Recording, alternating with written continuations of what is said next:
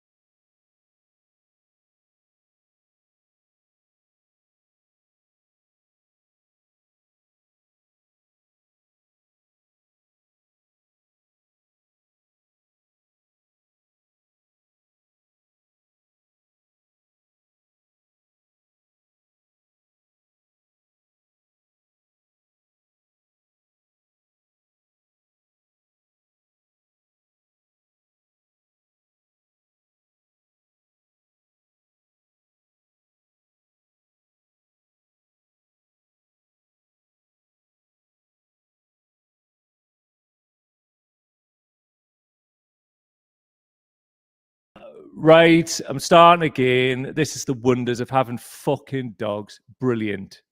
Right, just bear with us. Fuck!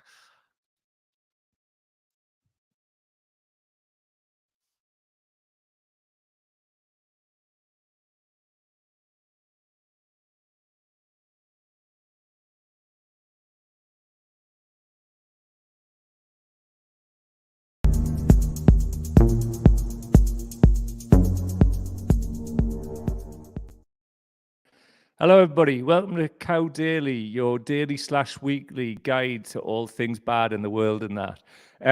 Take 3. I've tried the first take. Dogs got involved. Second take, because I'd muted it, because the dogs got involved, I was talking for about 2 minutes and you couldn't hear us. So thanks to the people in the comments for letting us know. If you could help me out with this one, flying solo this week. So shouts to Alice, who's out there in a sick bed, and would hope to do another one. Well, first one of the new term. Sadly, my electricity went off last week, and she's ill this week. So flying solo again. So if you get your comments in and help us along with that, that's great. What we're talking about in this episode is the far right, the rise of the far right in Italy.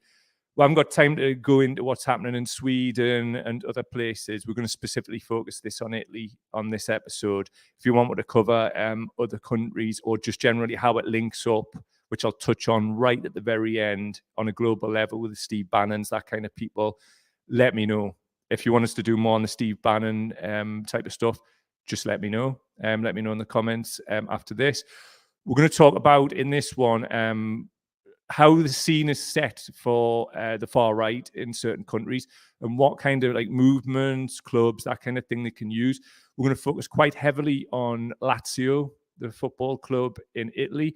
A point that we should remember is in Italy, football, as you would call them, hooligans in the UK, they are split on political lines. So they're quite far to the right, like Lazio. We can go to the left, like Livorno, very, very sort of like communist far left kind of port town. Many other examples of this, but those are two just to sort of set the scene with it. We're going to focus on Lazio, which is a snapshot of other areas in Italy which have seen a surge in the far right. But before we do that, what I want to ask you to do is please do comment, rate, and subscribe. Go to the YouTube channel, youtube.com/Cow Daily. Please subscribe there. Please comment there if you can, and please share the videos from there. We're trying to get the channel monetized, so it would be very helpful. If you want to immediately support our work, you can go and become a patron, which is patreon.com/Cow Daily. That's patreon.com/Cow Daily. Also, if you want to make a one-off donation, go to the links in the description. You can find our PayPal there. That really helped with our work as well. And also Cow Daily mailing list link in the description for you. Right, that's that done. Let's crack on. So just pull up a little bit of sort of backstory about Meloni. So as you can see from a Wikipedia page here, she was originally elected in the Lazio constituency, which is a region around Rome. She was elected there twice between 2006, 2008, also 2008 and 2013. She then went on to be elected in Lombardy, a different region, between 2013 and 2018. Then Latina between 2018 and 2022, and currently L'Aquila, which is a region in the middle of Italy. She was born in Rome, Italy, and I was very surprised to see she's the same age as me. Other political affiliations, and this might become, well, it does become quite important later in the piece when we meet the good or bad Lazio ultras. MSI, keep an eye out for that from other political affiliations between 1992 and 1995, particularly when we meet somebody from the Chelsea Headhunters. So moving on, a bit more about her. This is from CNN. When Giorgia Meloni first burst onto the political scene in 2006 as the youngest ever vice president of the National Alliance Party, she sealed her fate as a far-right politician. The National Alliance, formerly the Italian Social Movement, was unapologetically neo-fascist, formed by supporters of Benito Mussolini. Meloni herself openly admired the dictator as a youth, but later distanced herself from his brand of fascism. Despite keeping the tricolour flame symbolising the eternal fire on his tomb in the logo for Brothers of Italy, this is the party she went on to co-found in 2012 and who she's with now. Now keep an eye out for that flame. It appears on a few different things, and they may have forgotten about this from the year 2000, so stay tuned. Now, as you can see, there's the MSI symbol, and it's the Italian eternal flame, and that appears on Mussolini's tomb. Mussolini, for those who don't know, was the fascist leader during the Second World War who ended up hung from a lamppost, which was a shame. So moving on, this is from Associated Press. The Brothers of Italy party, which won the most votes in Italy's national election, has its roots in the post-World War II neo-fascist Italian social movement. Highlighted here, keeping the movement's most potent symbol, the tricolour flame, Giorgia Meloni has taken Brothers of Italy from a fringe far-right group to Italy's biggest party. Interesting. How was that done? Also, as well, a little bit extra here, a tweet from her and the English translation above. Giorgia Meloni declared that she is proud of her party symbol, which includes a flame representing the one burned on Mussolini's tomb. So that's clear then. So a little bit of scene setting there. We'll just go on into the videos and we'll come back and talk a little bit about that. So this one is from a BBC documentary from the year 2000, which explored and talked about the Lazio Ultras, the Irreducibili, or the Indomitable, I think it translates as in English. Very fash, very far right, as you can see. See you after this video.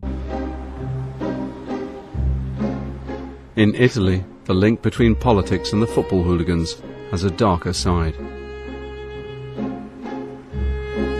When you go around Rome, I think something that would shock people who haven't been here is how much extremist graffiti there is. But the curious thing about all this is that 80% of the time, to put a rough figure on it, those right-wing symbols are coming in football context. Like you see a piece of graffiti about Roma or about Lazio, and it'll be accompanied by the Celtic cross or by the swastika. Lazio's Irreducibili have always had links to the far right. Italy's hooligan groups were heavily influenced by the war between left and right-wing terrorists in the 70s and 80s. You had groups like Milan, Bologna, Firenze, which belonged to the left-wing movement, and groups like Verona, Inter, Lazio, which belonged to the right-wing movement.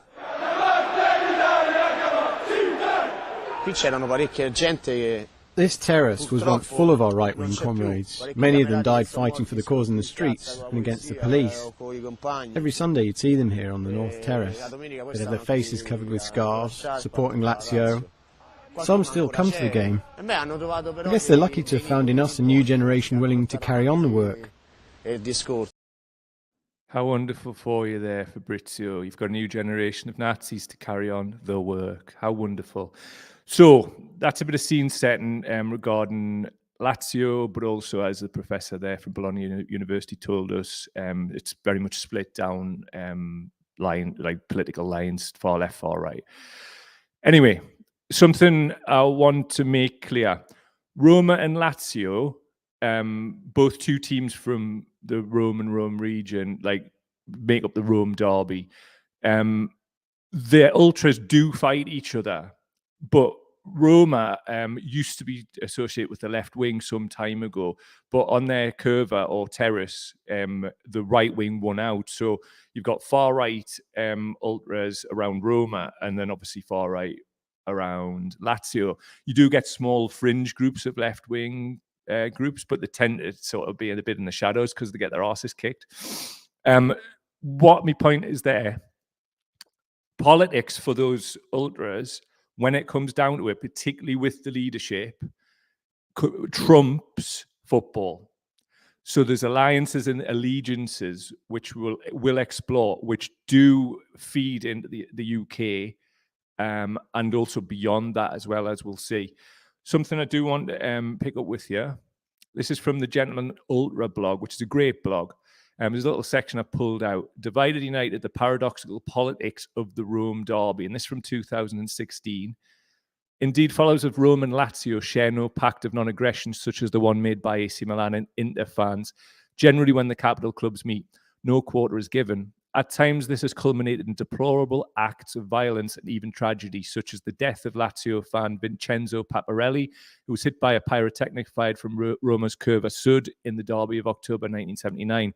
There is, however, a paradoxical dimension to this derby, a form of fan politics that has seen the ultras of Roma and Lazio transcend their mutual hatred and unite in protest as what they consider the systematic oppression of their world and culture. Now, we see those type of things like across the board. It's a far-right playbook. We haven't got time to go into Steve Bannon and his links with Salvini, who is from the Lega Nord, which is part of the coalition with Brothers of Italy. We're going to keep it focused predominantly around the scene setting and the football, and I may actually do further stuff on this in the future because it is relevant to us and our lives, and certainly will be relevant around the whole Trump thing if and when he does stand again. And I'm really not sure that Boris Johnson, who's linked to these type of people, is done either. But that's a completely other story. So what I want to show you is links with Chelsea. Now, some of you might know who the Chelsea headhunters are. I'll go a bit more into that and how that goes into other clubs too. But keep an eye on the snood that this guy's got on his face. Old political rivalries have forged friendships beyond Italy. On board is a Chelsea hooligan and far-right activist. I've been coming out for too many years. Through connections that I made in, friends of mine and I made in London, through, at the time, the British movement and the National Front. And I've been coming since. Yeah, basically it's a fascist thing. So as we've seen from the Chelsea headhunter there, on his snood, he's wearing an MSI logo, which is that eternal flame, which we picked up earlier in the episode there. So the reason I'm pointing these things out is obviously that was from 20 years ago, right? Meloni used to be in MSI when she was young. We've seen this already. They're going around saying, oh, we're not fascists, we're not this, we're not that. You've got a Chelsea headhunter linked to Combat 18, that's basically the one and the same thing, who is saying with this same logo on his face, yeah, it's just a fascist thing. That's the link between Lazio and Chelsea. But it goes a bit deeper than that. As you can see, here's the old calling card from the Chelsea headhunters hooligan firm. Top left, you can see the SS Totenkopf symbol, which obviously goes back to the Nazis, and it goes on. As you can see here, and I'm explaining this for audio listeners, but if you would like to see these things, you go to our Cow Daily YouTube channel, links in the description. But similarly, if you'd like to see listen to the audio, links for Spotify, Apple Podcasts, and others are available there. What we have here is the SS Totenkopf, top left again, modelled, and the whole flag itself with Chelsea badge and Chelsea headhunters running across the middle is modelled on an old Nazi flag. This one's in blue, though, because that's the colour of Chelsea. So we're introducing an alliance here now called the Blues Brothers. That features Chelsea, Linfield, which is a club in Northern Ireland, and Glasgow Rangers. They're like hardcore fans, hooligans, whatever you want to call them, and it does spread into the sort of wider fan base, tend to be right-wing, quite far right-wing. And I mean, you can see on this flag, top right, Nazi Totenkopf is there again. The Blues Brothers is linked around politics. It's linked around Combat 18, the National Front. It's, as you've seen, it links internationally all the way back and probably further than that, 20 years from when that documentary was made and we saw that guy with the MSI flame snood on. So it goes deeper than this. As you can see, there's a variety of flags, and there's a SS Totenkopf, Chelsea headhunters, Chelsea badge, and it's featuring the red hand of Ulster. You've got the Ulster flag, all kinds, British Alliance, just fascist symbolism, basically, all tied together. Rangers, Chelsea, Linfield, the Blues Brothers. Friends Forever, there's a Stone Island badge, Bears on Tour. Bears is the nickname for the Rangers fans. And this is Hamburg and Rangers. Now, why have Glasgow Rangers got an alliance with the Hamburg Ultras? The Hamburger from the HSV club in Germany, of course. Celtic have a traditional link, and Celtic being Rangers' rivals within Glasgow. Obviously, we know about the sectarian lines around religion, but it also goes political as well. Celtic are linked with FC St. Pauli. FC St. Pauli are Hamburg's rival club in, well, obviously Hamburg. They're from the St. Pauli district where the Reeperbahn is, which is the famous red light district in Hamburg. St. Pauli used to be, like you would call it, like in the UK, like a non-league club. So they weren't very big at all. But in response to the Nazis on the terrace at HSV in Hamburg, the left-wing fans of St. Pauli, of Hamburg, broke off and co-opted St. Pauli and made it into the club that it is today. St. Pauli has links with Celtic. They even have like a joint sort of event every year in Hamburg, and I think there's I think the Green Brigade, the Ultras of Celtic, and St. Pauli Ultras have very close links, and they're always doing sort of swaps, going to each other's games, that kind of thing. As you can see there on anti-fascist lines, which brings them in directly counterposed to the Blues Brothers, links with Lazio, all of that kind of thing. It says on the screen, Siempre Antifascista, and a melded badge of Celtic and St. Pauli. So hopefully that gives you a bit of a sort of overview of the football and how it links together. Because people have been saying, why is Italy went like this? What the hell's happened? Like, it's a surprise. And I can understand there's a lot to follow in the world, and you wouldn't more than likely know. So what else do we have? Paulo Dicanio. A lot of people might have heard of him. He played for West Ham for quite a while. He was a member of the irreducibly Lazio Ultras when he was young. On the screen, we're seeing him do what he calls the Roman salute. It's a fascist salute. And he's doing that to the irreducibly at a match when he played for them and when he left West Ham and went back to the club. When Dicanio was young, he used to go to away games when he played for Lazio's youth team with the irreducibly, and he was spoken to because the club found out and said, what do you want to be, a footballer or an ultra? So obviously he's then went and took that forward into his football. But as you can see here, it wasn't an isolated incident. Here's another example of Dicanio giving the fascist salute. You can call it the Roman salute all you like, mate. You've got a tattoo of Mussolini and Il Duce on your back. Shut the fuck up. So as we can see here as well, the fascist, as they call them, bloody Roman salute. However, that doesn't explain the Celtic cross symbol with Lazio behind the fan who's doing the fascist salute. Well, the fans. The Celtic cross symbol has been co-opted by fascist movements around the world. It's often seen with like white power worldwide around it, or good night left side when it's directed towards like left-wing activists, which you do get to see quite often. Actually, I'm doing a video on Holland and the Dutch farmers protesting, the links to the far right. That'll be coming soon. And when I was there, I found white power symbols drawn on bus stops, that kind of thing. Did report it, obviously. I'll show you the emails and shit like that when the time comes. So more here, the irreducibly, and we have the Italian flag. We have the Celtic cross shown again. We also have the swastika flag, and as you can see, it's the flag where the design of the Chelsea Headhunters flag in blue is based on.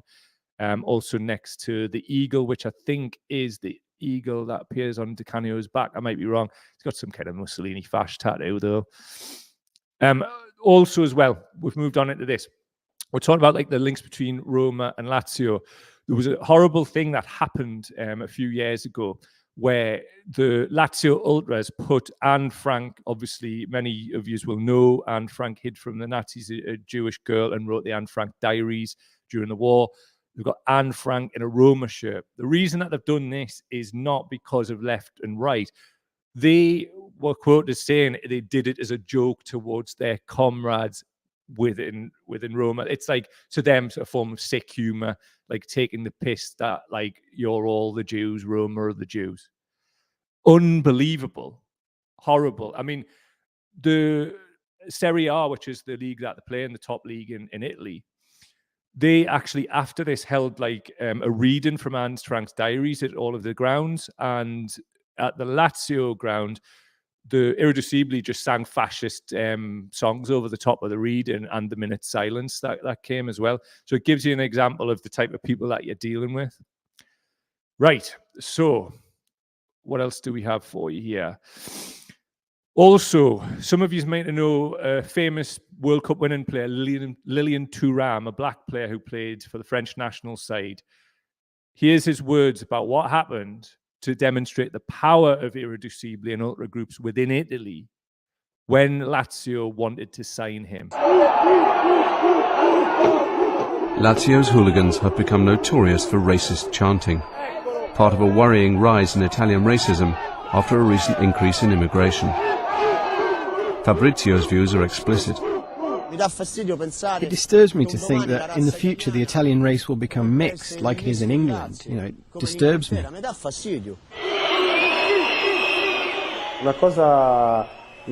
It's unbelievable. You go to Lazio and hear the fans making all these noises. I don't know how many of them do it, but it's unbelievable. The French international Lilian Thuram was playing in Italy for Parma when he refused to transfer to Lazio because of their fans. In a sign of their power, the Irreducibili went to meet him. I think they scared Thuram actually more than anything else by managing to book an appointment with a major Serie A player and wander into the training ground as a kind of representatives of some major Roman power. Yes, even this was very strange. I never understood how they actually got in. In Italy, the fans are very powerful, and I really don't understand it. Yeah, we went to him and we said, of course you can join Lazio. You know, we've got a black player in the youth team, we get on fine with him.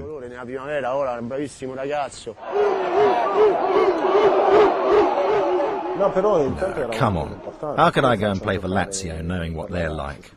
It'd be impossible.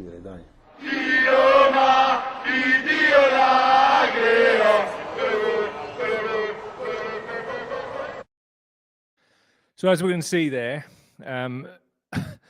unbelievable. Can you imagine a group of football fans in the UK, like pick a side, anyone you want, who basically made an appointment to go and see a black player?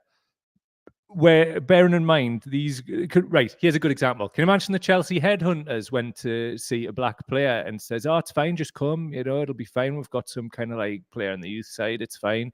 Just forget about all the monkey chants we did towards you when you played for Parma. Absolutely fucking disgusting. Unbelievable, these people. But believable too, because their political power as a result of who they are. I mean, look, the Irreducibili have got like the last time I checked, I don't follow them all the time, radio stations, fucking all kinds. There was a time when Lazio nearly went bankrupt, right? Around about this time. And the Irreducibili merchandise was selling more than Lazio shirts. So they gave a lot of that money to the club to save the club. But then that gave them a hell of a lot of power and also political power. So we'll take a few of your comments. Punk Food Bandita, make fascists upside down again. Shelley Kelly, hello, Mike. Hello yourself, mate. Zoe Jarrett, get well soon, Alice. I agree, get well bloody soon, mate. I honestly would love you to be here doing this now, because I guarantee it would just be so funny. But never mind. Anyway, Russ Smith, is this coming up on the screen? Yes, it is. Russ Jeff Smith, this makes me wonder if the best way of exposing this stuff is to set up a really cheap flag printing business and just keep an eye on what designs are coming in, where they're going to. Bloody hell. Are you a Secret Service, pal? Jesus. Right. Joanne G, hello, mate. Shocked, not shocked. Tell us about it. So how does this affect us, and what is this about? What we've been seeing, right, is this like complete sanitizing of fascists, because that's what they are. We've seen the fascists. We saw somebody saying from Chelsea Headhunters, it's a fascist thing with the MSI logo on. The same fucking logo that's on the Brothers of Italy flag. You can say you're not fascist all you want. There's pictures of Meloni when she was young. Like the first speech she ever did was, I believe, with MSI.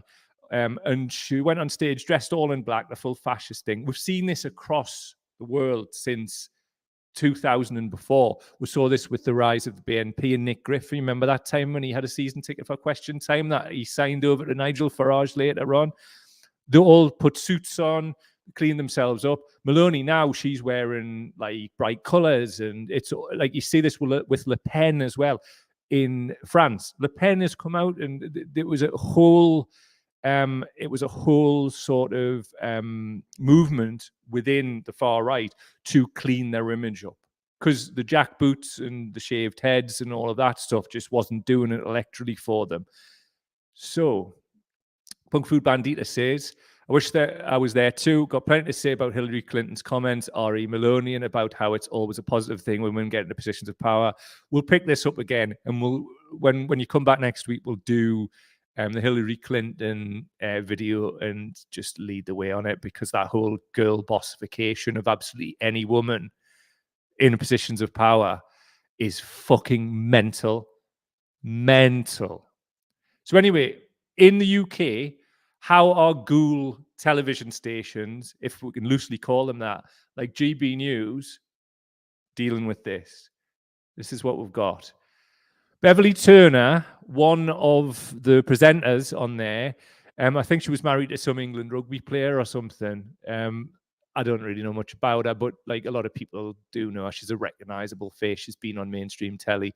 So what she says in her tweet: listen to Italy's potential new prime minister and tell me why she is wrong.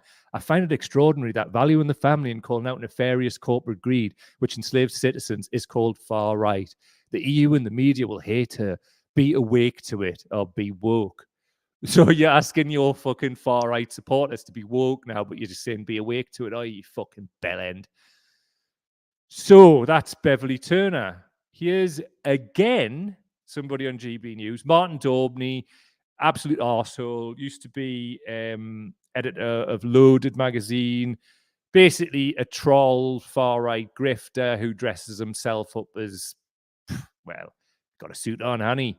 So he's saying in his tweet on GB News at 8:40, he was doing the papers or something, why Britain needs a he needs a leader like Italy's populist, inverted commas, Meloni. Oh, get to fuck. I mean, listen, GB News isn't going to do this deep dive into like ultra culture and pick out symbolism and all of that kind of thing. So this shit with the continued radicalization of predominantly boomers is just going to go unchecked. I'm not really sure whether the mainstream press are going to be doing anything either. What else does this mean, though? What else does this mean for us here in England? God, this sucks. So anyway, the far-right Brothers of Italy party, led by Giorgia Meloni and its coalition partners, Matteo Salvini's populist Northern League, links to Bannon, and Silvio Berlusconi's Go Italy, bunga bunga parties and general wrongness, gathered more than 43% of the vote in this 2022 election. That is massive. They came well ahead of a centre-left coalition led by Enrico Letta's Democratic Party on 26.2%, whose platform was seen as a continuation of the policies undertaken over the past year and a half by the outgoing technocratic Prime Minister Mario Draghi. Draghi, of course, being quite heavily linked with the EU. It goes on. Right, so Italy is the Western country which has fallen the furthest back economically over the last couple of decades.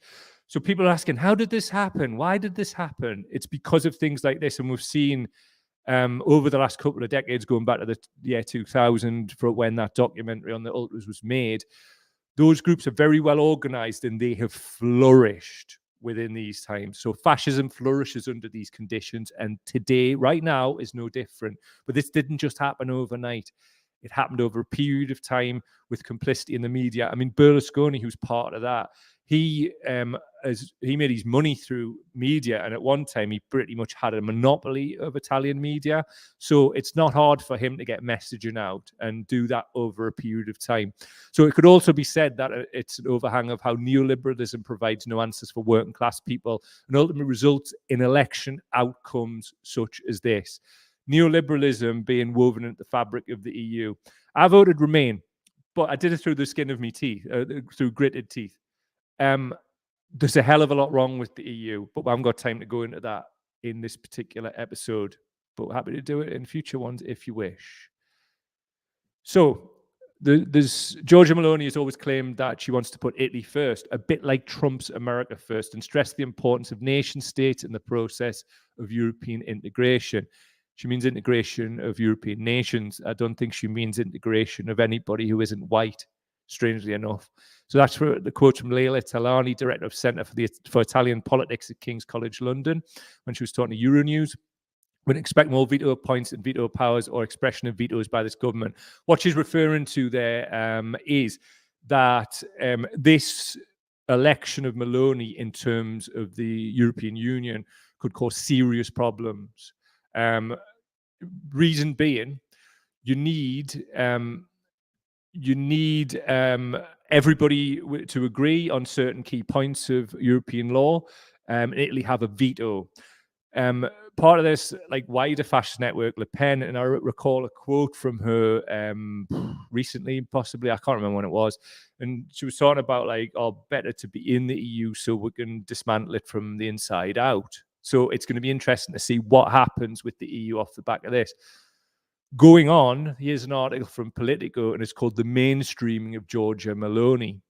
Centre-right politicians jumping on the party leader's bandwagon have given her a veneer of respectability and credibility, and she needs them. Listen, going all the way back to, as far as you remember, fascists can't win without the centre and centre-right, and centre being liberals. Like, you look back at the Nazis, right? The Nazis were put into power on a much smaller share of the vote than what Meloni's got. And they were put into power by conservatives, so-called, and liberals, centrists, they would call them now. And they were put in to deal with the left.